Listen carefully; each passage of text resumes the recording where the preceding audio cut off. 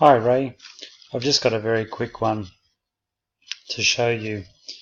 I think I've detected a little bit of a glitch. If I'm on the map page, it possibly, well, I don't think I'd be able to show you on the demo page, which is probably why we haven't picked it up before.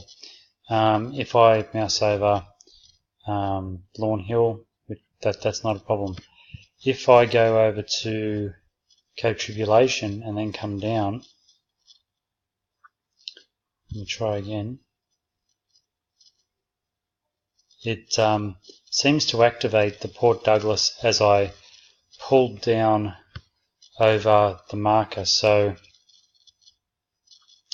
as you can see, not ideal for that to happen, for that marker to be quickly triggering in this instance.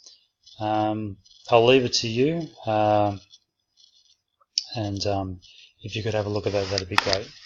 Thank you. Cheers.